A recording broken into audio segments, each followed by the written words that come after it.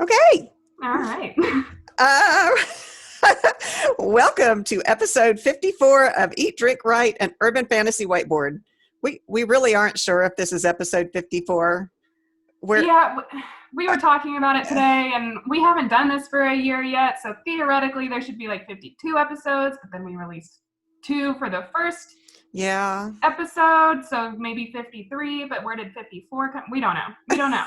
So Anyway, we're going with it. It's 54. We're going to do writing emotional scenes today. Yeah.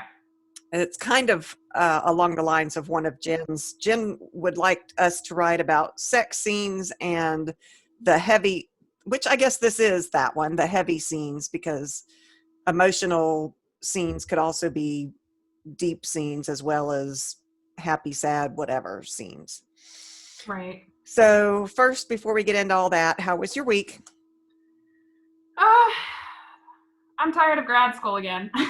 Well, that didn't take very long. Well, I think I've been tired of grad school for a while, and I'm just back at it now, so it's very exhausting and just very thought-consuming and annoying and pressury. There's a stigma with grad school about it being awful and bad, whatever, and it's true.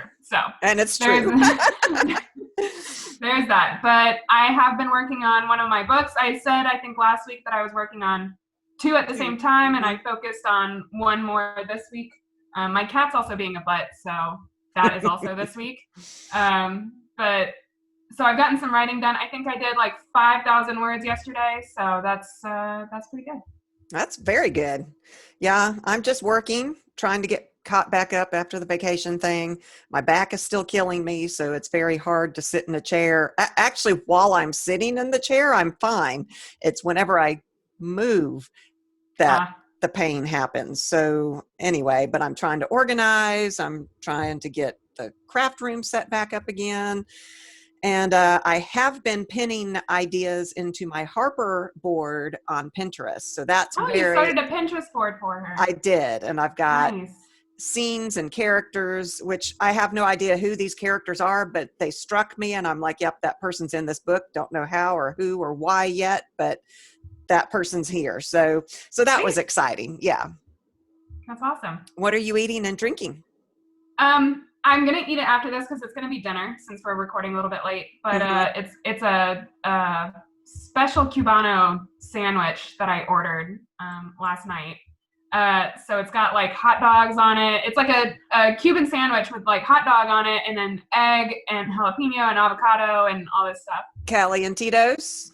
It's not. If I order Calientitos, I'm getting a fish burrito. This is a different local place. Okay. It's called Taqueria La Paria, I think. And it's pretty good. It's got really good food, but it is not Calientitos. I love Calientitos. I do too. I never make it over there anymore. What are you drinking? I know. I'm drinking hot chocolate again because I'm doing laundry today. And my laundry building is a building over, and it's cold and it's raining.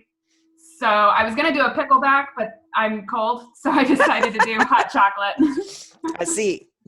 Yeah, I'm cold too, but I've got a heater on my feet. A heater on my feet is a feeder. So I'm feeling a little bit better, but I'm drinking a Kamikaze in new glasses that I got from Santa Claus.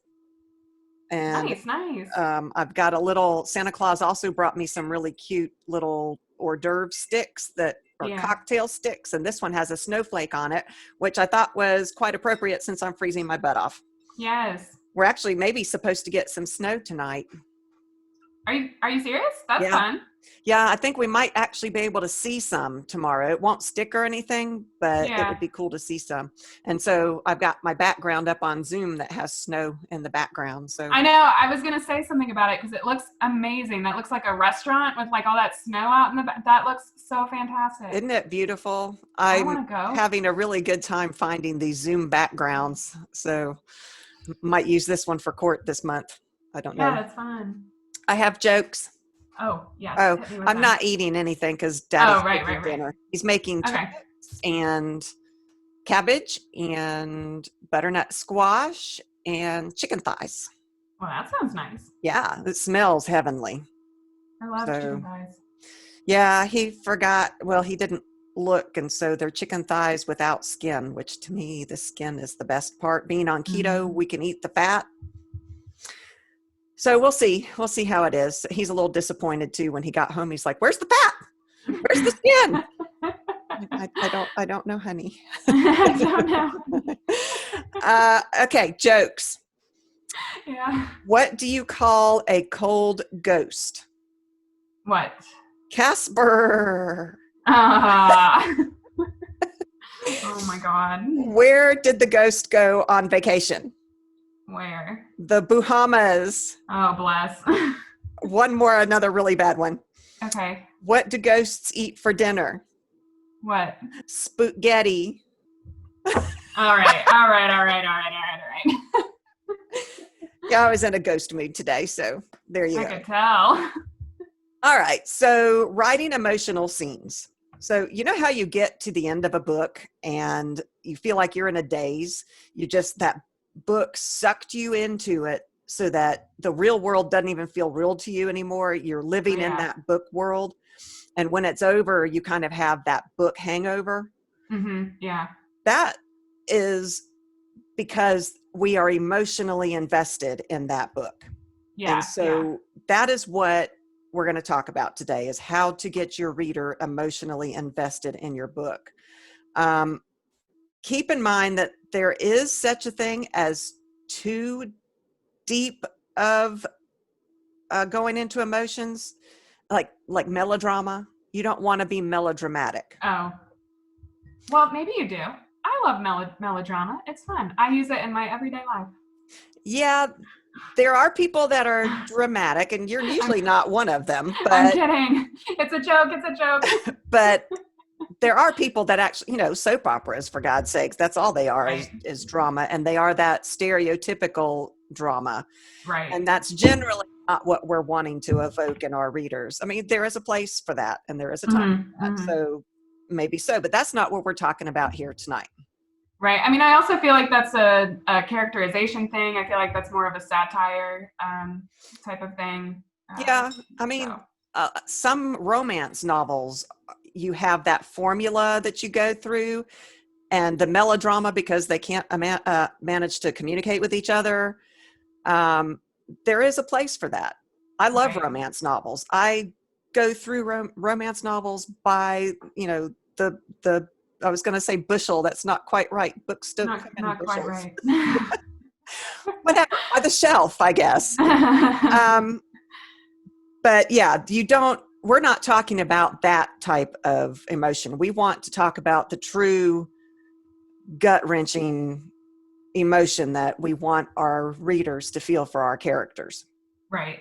So that being said, how do you evoke, not invoke, wow, yeah, I'm a writer, that intense emotion in your reader? How do you make them feel what your character is going through without being over the top and melodramatic? Right. So we've talked about this before, but showing versus telling. I mean, that's a big one. That is a big one. Rather than report what your character is doing and feeling, you've got to write it in a way that shows it. So you focus on the action and the reaction. Right. So, for example, fear. Cindy was afraid to go into the basement. Okay. We've told the reader that Cindy was, but they're not feeling that. They're like, okay, yeah, it makes sense she'd be afraid. And that's okay. But what about Cindy's hand trembled as she reached for the doorknob? Right. That is evoking a whole different sense of feeling in the reader than just telling us that Cindy was afraid. Right. Yeah. So that's what I'm talking about with showing versus telling, which, we talk about that all the time. You want to bring your reader into your character so that the reader is feeling what the character feels. And a good way to do that is through word choice, like the word tremble, shook, she bit her lip, shallow breaths, that kind of thing evokes those feelings in the reader as the character is feeling them.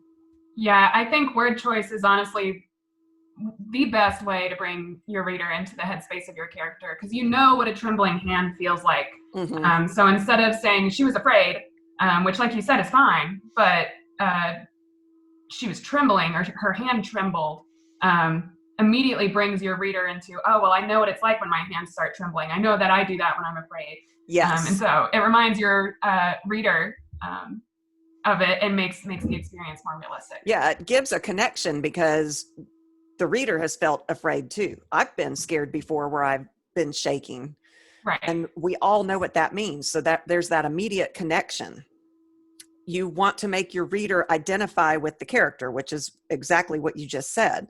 We talked about before the empathy and sympathy with the character. Yeah. Think about what you're trying to get your reader to feel. Yeah, definitely. I think one of the important things about this is to like identify the emotion you're trying to convey, but also the reason behind that emotion that your character is feeling. So like despair and sadness, like this will let you dig into the heavy emotion that you want to get across in your scene if you know why they're feeling that emotion. And then try to avoid using the specific word for the emotion you're trying to convey. So like don't say despair if you want your readers to feel despair. Right. Because there was a tip that I read and it said your reader could feel boxed in or trapped into feeling that when they didn't get to decide if they felt that themselves. That's true. If that made sense. I feel like that was a weird sentence that I just said, but I understood it. And I think writers will understand that. Hopefully. So, along those lines, identifying what it is that you want your reader to feel, you want your reader generally to dislike your villain. So use the character's actions to evoke that feeling, have them be cruel. Right. Things that evoke anger and repugnance and disdain are really good ways to have your reader feel those things when your character is acting that way. Right. Don't be two-dimensional though. You don't want to overdo the stereotypes of, oh, I want him to feel good, so he's going to save a cat from a tree, Right. So just don't be stereotypical, but think of those stereotypes and it might help you come up with what you're trying to do in your book. Yeah, that's a really good point. It's so easy, I feel like, to fall into writing stereotypical actions for characters, especially villains, just because, it's like, oh, my villain is going to do the evil monologue kind of thing. But also with heroes, because, they might be the too good, must always do the right thing without thought is also like a stereotype. That annoys me when the villain, I can't remember any of the books that do this now off the top of my head, but at the end of the book where there is this grandstand monologue where the villain is telling the hero why he's doing, that should all have been gotten out beforehand. Yeah. In the real world, you don't stand there and waste time. If you're going to kill this person, you're going to kill this person. So right. Yeah, I agree with you. I didn't mean to cut you off, but that does annoy me. No, it annoys me too. And I have definitely been guilty of it, especially like back when I first started writing. I was very much like, oh, I get to the end and obviously like I need to make everything super clear. So my villain would always be like, well, this is why I did everything. And my main character is just like, oh, really? Like, yeah, I'm going to sit here and listen to you talk. And it's just hilarious, like looking back at my old drafts because I'm like, oh no, like, oh my God. But I mean, the good thing is that you knew that information had to be gotten across. You just didn't know yet at that stage in your writing how to do it. Right. Yeah. So at least you were ahead of the game because you knew that information needed to come out to make that end the way it needed to be. Yeah. And I try really hard now to spread it out across the book. Like there should be clues as to, what your villain is doing, which we did a villain episode. So go find that if you're curious. Yes, definitely. But give your character conflict with their decisions. So like this is going off of your don't be stereotypical thing. Give your character conflict with their decisions and your reader will feel more emotionally invested in the outcome. And I should say in your first draft, it's okay to be stereotypical because that gets it on paper what you're trying to get across. And you can go back later and fix how, because sometimes if you don't get it on paper, you're not going to remember what it is that you're trying to do. So if you have to do it in a stereotypical way in your first draft, that's fine, but that's not how you want to submit it. Right. Yeah. Yeah. So how you can use cruelty and things like that for villains. think about your main character. What are their character traits? What is the crux of that character's the persona? Okay, I am on my second kamikaze, so I brought Fair. 2 down because I knew I was going to drink it really fast. It's been a long day and my back is killing me. So Fair enough. use actions of the hero also to evoke the empathy that you want to get across. Yeah, which I think we talked about either last week or the week before. I can't remember at this point. Yeah, about, I was trying to remember that too. Which episode was that we talked about? Honestly, I have no idea. We record at weird days sometimes, so like I can't keep straight in my head like which one goes to which week always. Yeah, so I don't remember if this one was last week or if it was the week before. It was recently though. So show the reactions and response of the characters to the actions and response of another character, which is also something we talked about recently as well. Having other characters react helps your reader see how they're supposed to, not necessarily how they were supposed to, but we're inclined to notice what other people think about something and react the same way. Right. So keep in mind that the reader isn't going to be affected by deep emotions on page 1. They don't know them yet. They don't know our characters yet because there are no ties yet. So you want to make those ties as you're writing.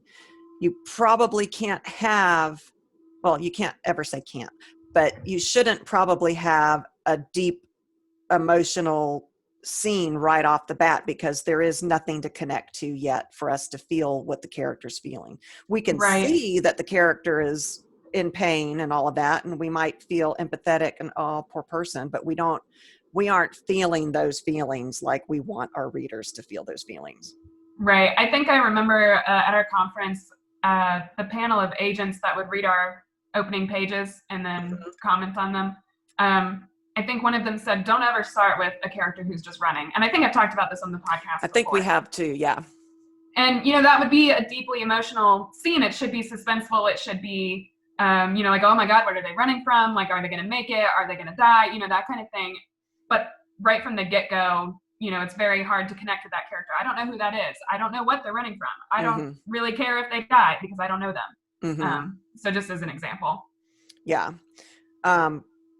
And, when we think of these heavy scenes, death and injury aren't the only ways to get, that's a great way. That is definitely a great way to get those really heavy feelings across. But you can find other ways to hurt your character. We, as writers, we do that. We throw lots of rocks at our poor little characters. But think about misunderstandings and betrayals and choices where you're forced to pick between 2 really bad choices, betraying a friend or saving this other, those, we all as readers feel that anguish inside when that happens. So you've got to be sure to have built in and shown that relationship in order for that pain to be felt by the reader. For example, just telling the reader that the main character betrays their best friend isn't enough. You need to understand why they felt that. And right now I'm watching Black Sails, and I know you watched it, but it's been a long time since you've watched it. But Jack, I don't know if you remember any of the characters, but Jack and Anne were like this unit. They were always together. He had rescued her, and they were just always together. They had each other's back all the time. It was expected by both of them that they would always have each other's back. As the story goes along, we start to see little snippets of why they're so closely connected. He killed her husband when she was 13 years old because he was beating her and burning her and sharing her with his friends and laughing while they, raped her. And Jack slit his throat. So we now understand this bond that they have with each other, so that when he betrays her, we're devastated.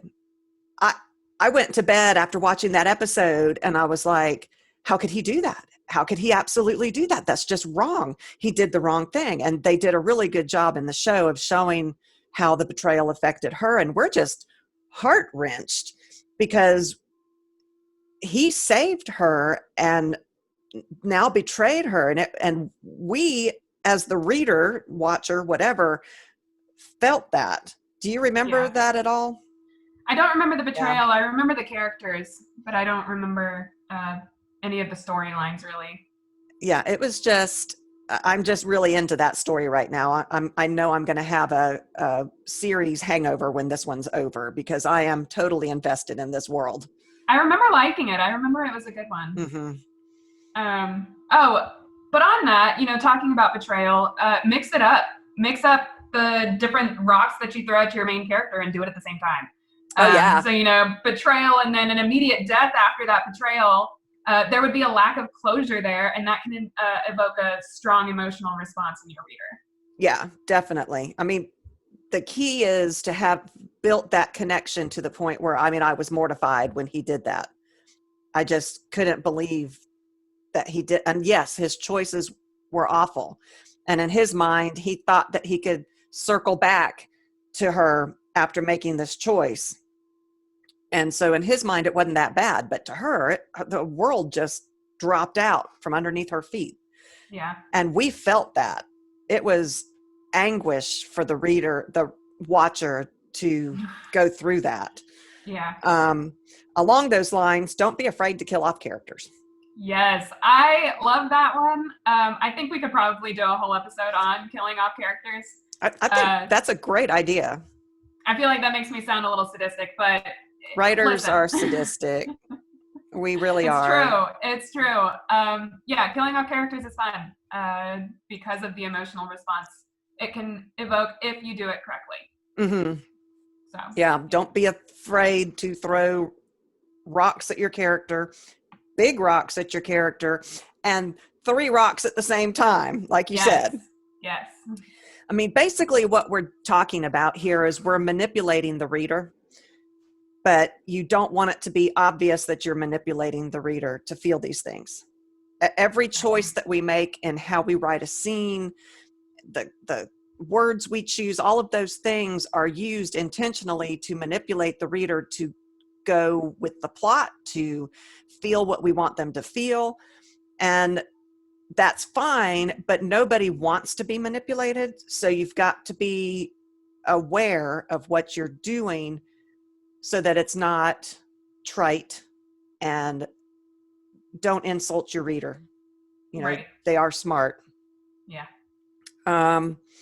Again, word choice is huge. I mean, it's big. I mean, you can't avoid, the whole point of writing is that it's an art, and you're trying to get across these feelings, these emotions in your reader that you're feeling for these characters that you've created. I really think about word choice the most. I think in the rewrite, like editing, revision stages, is when I most think about what words I really want to use in a scene. Mm-hmm. But I think even when I'm first writing, like there are certain words that just come across in the first draft that I think create a certain atmosphere for a scene that you want. I liked what you said, the word art, because I am an artist as well. And I often compare the art of writing to the art of painting and drawing and that kind of thing, because I do both. And you really are painting with words. You are, any other artists out there, when you are working, like I work with alcohol ink a lot, and I love it because it just blends, and writing is the same way. You're blending these words to create this emotion in your reader's mind. Yeah. So I love that you said that word, art. I think it is an art. I think I really enjoy the term wordsmith. Because I think the way that you pair words together and the way that you can make people think, just depending on the words that you put together, I think is definitely an art. I think so too. Words on their own, they can evoke feelings. That word tremble, just the word by itself, evokes a feeling. Yeah. Why is she trembling? Is it fear? Is it excitement? Is it, are they quivering with anticipation? Quiver is another good word. Right, right. But mix them into the scene, and that is the best way to build that emotion that you're trying to get to. Right. Yeah, I agree. And then don't skip scenes that are a part of your character's emotional journey. A lot of tips say that, cut anything that doesn't lend to the plot of your story. But subplots, I think it's important to remember that like subplots are important, and emotional development for your character makes a really good subplot. Mm-hmm. I know a lot of the scenes that involve only emotion and not much action often make me go like, do I actually need this in my manuscript? As I'm writing it, like personally. And then, now that we've researched this, the more that I've learned about writing, the more that I look into subplots and the structure of a story, I'm like, yeah, absolutely. Like you need to keep those, because if you manage to get across your character's emotions, it lends to the overall story and also invests your reader. Yeah, you just want to be concise about it. And you don't have to do this on your first draft. You are not going to write the great American novel on the first draft. You're just not going to do it. Yeah. So when you're going back, you can then tighten it up and make it concise and take out words. I'm not saying to take out that scene, because like you said, that scene is important to show the arc, the emotional arc or journey that I almost said client, that your character is going on. They're kind of clients, I guess. I guess. Anyway, I don't know what I was talking about. Well, I'll move on to my next point then. Okay. Aim for authenticity, not the emotion itself. So have your characters speak and behave like people you interact with in your everyday life do. Being your family, your best friends, people that you don't get along with, etc. Think about everyone that you personally interact with, and honestly, just write it that way. It'll feel more real. It'll allow your reader to connect with your characters because it feels real. That's a great point. It goes back to we are manipulating our readers, but you can only bend so far. So yes, be real with what you're writing. Think about how you would react in this circumstance, which is sometimes hard because I will never be in circumstances that some of my characters are in. I don't even know what I would do if I were in those circumstances. But you want a realistic reaction. We're back to the reaction again, based on your character and what your character has done. I hate reading those books where I'm like, that character would not have done that. It drives me nuts. So make it real for what you have already built. If you are trying to get somewhere and you can't force it, that means you might need to go back and rewrite and chop stuff out to make it get more easily to where you're trying to get to. You cannot bend it to get there. And you can't force your reader to feel something. You've got to finesse it. Yeah, no, I agree. And it kind of lends to my next point too, which is your personal experiences can help you a lot. Mm-hmm. That kind of goes hand in hand with what I was just talking about. So, think back on a time when you've experienced the emotions that you're trying to convey. So you don't necessarily need to have gone through what your main characters are going through, especially in urban fantasy. I personally have not come up against any magic that I, in my real life. I don't know. I just have not yet. So, obviously my characters are going to experience things that I have never experienced. But what I can do is think about, my character is afraid. When have I been afraid before? And I can go back to that and use my own experiences of fear to convey those through my character. Do you ever act out the expressions? Your dad 100%. laughs at me. Oh, I do it all the time. He laughs at me because we sit across from each other. Yeah. And so when I'm writing, I'm like, okay, how does, I'm frowning. And he's like, what the hell are you doing? I'm writing, okay? I do it all the time. I don't think I've done it in front of Sydney yet. So whenever we move in together, she's going to be like, who did I just move in with? This person is crazy. But yeah, I don't think I've done it in front of her yet. She's gotten my 1,000-yard stare plotting expression where I just like sit there and I'm just staring at nothing and she's like, are you okay? And I'm like, yeah, no, I'm good. I'm just thinking about writing. Yep. The like, insides are going. Yep. It's percolating inside.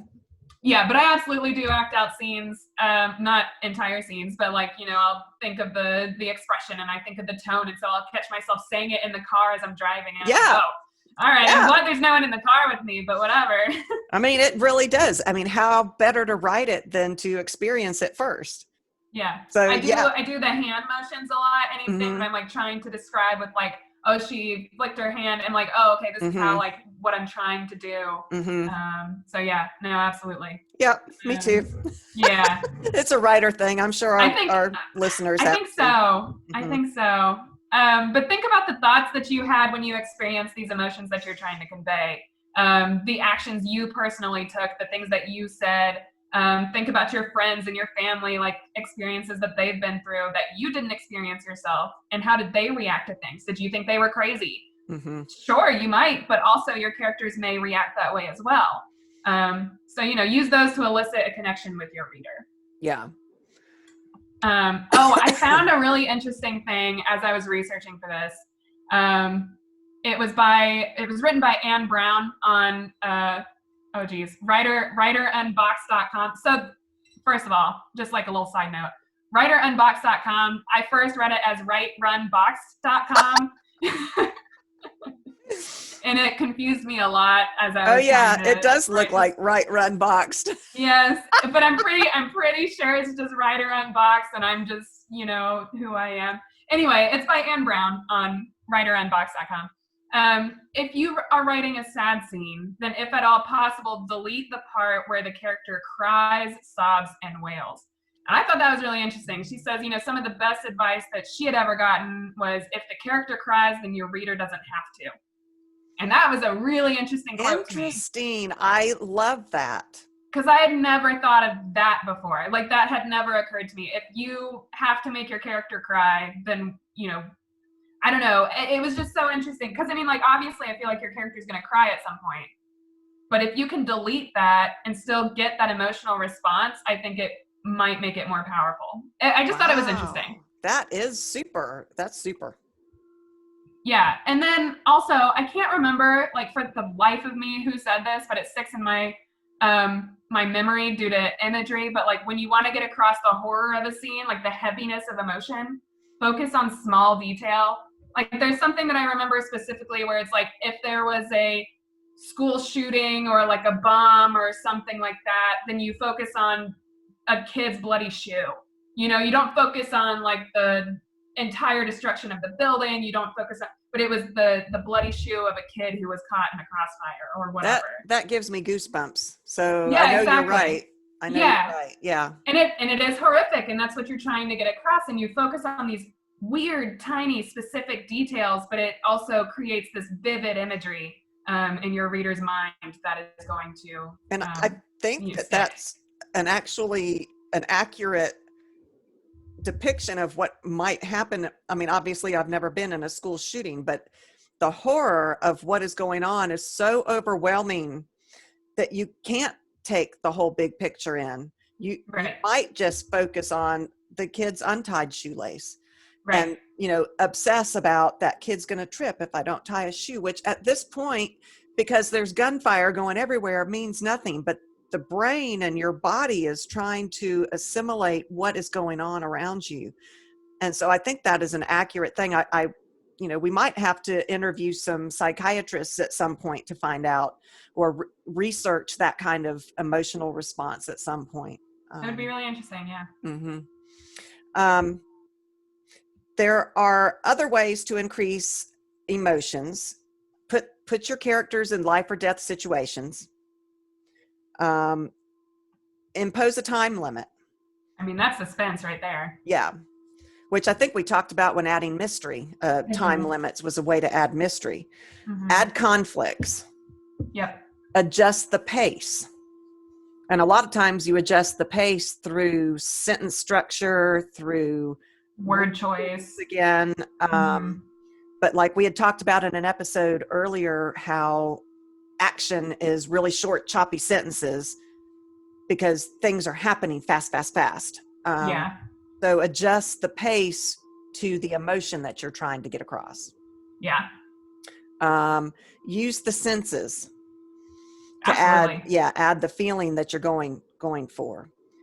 Use the setting and the scene can also help bring emotion into, if you're in shadows and darkness and cold, that automatically makes your reader feel something. Dark and cold. Yeah, dark and cold. Yeah. And then be prepared to be emotional yourself. Yeah. I cry when I write my own book. I laugh out loud when I write my own books. Yeah, I mean, I feel like if you don't have any emotion as the author, then there's not going to be any emotion as the reader. So definitely, I think. And poor Daddy and poor Sydney to come. I mean, it's when I killed off all the elves in one of my books, I was devastated. Yeah. And yet it worked. And so I didn't want to take it, but I didn't want to talk to Dad. I didn't want to have anybody around me. I had just gone through this devastating emotional thing as the writer, and I had to process it. Daddy has learned when I'm writing to let me process whatever I'm going through. If I want to talk about it, great. He's there to listen. He's a really good partner. Yeah. He has learned that writers are very strange creatures, and he loves me, so he's willing to put up with that. And it actually is very helpful to have someone to bounce that off that is not a writer. Mm-hmm. I've got you for all the stuff I need for the writing, but I get this emotional turmoil, and then I don't know if I've done the right thing. Did I do the right thing when I killed off all this entire culture of people, this entire race? And I'll bounce it off of him, and he doesn't understand the mechanics of the writing part of it, but he is more than willing to listen to me talk through it, which is great. Yeah. So anyway, be prepared to be emotional yourself. And if you're not, it's probably not the emotional scene that you hope it can be. Right. Because you should feel it too. You love your characters too. You are your characters. Yeah, absolutely. So I agree with that. If you're not feeling it, then try harder. Yeah. Wow. Okay. That's two from my mother. two kamikazes talking. Try harder. I think that's going to be the motto of the day. Try harder. Maybe that's what I should name this episode. Try harder. Wow. I have an interview question. Okay. I'm not sure that I'm up to answering it, but let's try. What emotion is easiest for you to write? Is humor an emotion? Technically, I don't think so. Maybe. Humor is natural to me. And I have written, I like the sexual tension, which is also, I'm not sure, an emotion. I'm very good at building that sexual tension. Yeah. And I enjoy writing that. Yeah. You're also really good at writing annoyance. Yes. When your characters get annoyed, you're really good at conveying that. Huh. Thank you. I hadn't thought of that. Yeah. What about you? It's funny. I don't know. I'm the one who comes up with these interview questions, and then we get down to asking the interview question, and I should have an answer because I came up with it 8 hours ago, and I don't. No, I don't know. I think I'm pretty good at frustration, writing frustration in my characters. I put my characters through a lot of things that are unjust, I guess. Mac had to go through a lot of BS with her storyline. And I think I was pretty good about getting that frustration across. I think we're both really good at throwing rocks at our characters. And I think we're very good at the resilience of our characters come through. We're very good at writing how they get through those rocks. Yeah. Which is kind of an emotion. The resilience. I mean, a lot of our characters are really, Beck I admire her. Yeah. I wish I could be like her. She takes adversity and she just gets right on through it. And she gets through it with humor and self-deprecation. Deprivation? I don't know. It's deprivation. But, I mean, she, the rocks we throw at them, they're the strength that they have to pull through. Yeah. Again, not really an emotion. Not an emotion. I think I'm pretty good at anger too. The heat that you feel as an angry person. I think I didn't describe that very well just now, but in my writing, I think I'm pretty good at it. I think you might be right. That might be something that you are really, really good at. I'm not sure that I'm as good at anger as I am with the sexual tension. Yeah. and the humor. Well, it's funny. I'm not an angry person, but I think I write it decently enough. Mm-hmm. I love to write. I do too. Oh, I have a sentence for this week's sentence challenge. If you guys are interested in it, the sentence is: He showed me a blueprint for a treehouse.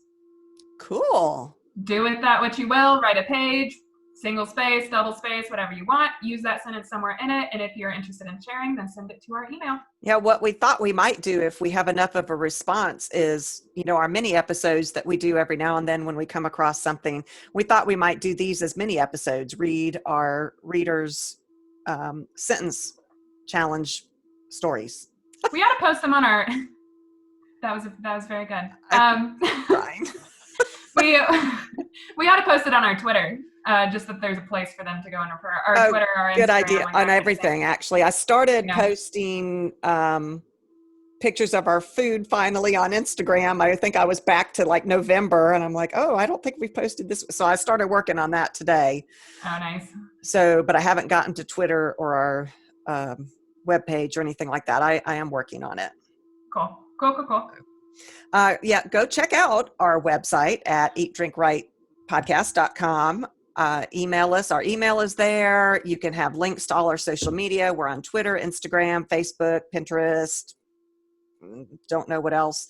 But come check that out. That's a good starting point to find us.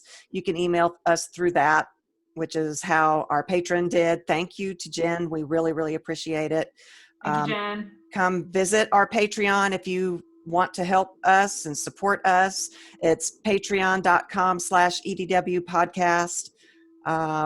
And we will see you next week. Yeah, thanks guys.